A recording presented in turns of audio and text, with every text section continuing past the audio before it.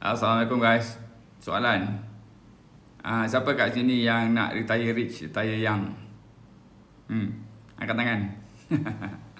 So, tuan-tuan, kepercayaan atau prinsip retire rich, retire young ataupun get rich while or die trying kan adalah prinsip yang dipegang oleh orang-orang putih, orang-orang western, kan, orang putih yang nak retire rich, retire young. Kan? Kalau orang Islam lain. Orang Islam kita cerita kemudian. Tapi kalau orang Melayu, dari segi cupak takkan jadi segantang. Nasib lah, apa yang ada pun cukup, kan? Tapi sebenarnya kita sebagai seorang Melayu dekat negara Malaysia, kan, kita confuse dengan pengisian-pengisian, dengan perkongsian-perkongsian, dengan pembentukan diri kita sendiri. Pasal apa?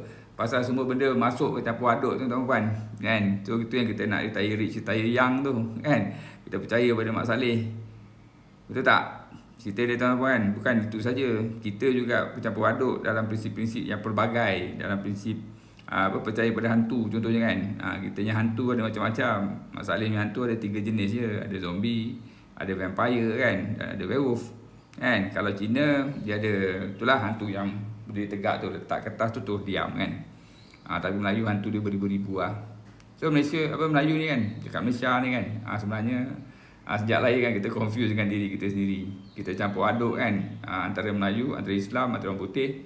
Campur aduk pula kalau kita suka peminat Jepun, anime Jepun. Campur aduk pula kalau kita minat dengan India, kan. Kita campur aduk pula kalau kita minat dengan Korea. Bercampur aduk, tuan-tuan, kan. Prinsip-prinsip pegangan dalam diri kita bercampur aduk, kan. Dalam prinsip yang Ifah terangkan tadi, kan, retire rich, retire young, kan, sebenarnya sebagai seorang Islam, kan, kita kena pegang pada apa, tuan-tuan? Kita kena pegang pada berusahalah kamu seumpama kamu hidup selama-lamanya, dan beribadahlah kamu seumpama kamu mati esok hari.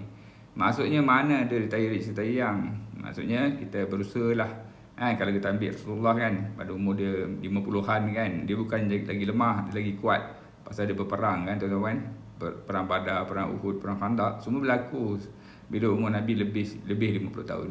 Bukan masa untuk retire lah, tuan-tuan, kan. Even kita sendiri pun, kan, kalau besok nak mati, kan, hari ni tanam pokok lah. So cerita dia, tuan-tuan, sebenarnya kita keliru dengan diri kita sendiri. Bila kita keliru, kan, itu yang kita jadi orang Melayu, kan, bukan Islam. Sebab kita makan rasuah, kan, kita ambil hak orang lain, kan, kita curi duit dan sebagainya. So fikir-fikirkanlah, cuba pecah-pecahkan. Jangan biarkan diri tu macam rojak, kan. Pecahkan supaya kita jadi orang Islam. Alright, Assalamualaikum. Bye.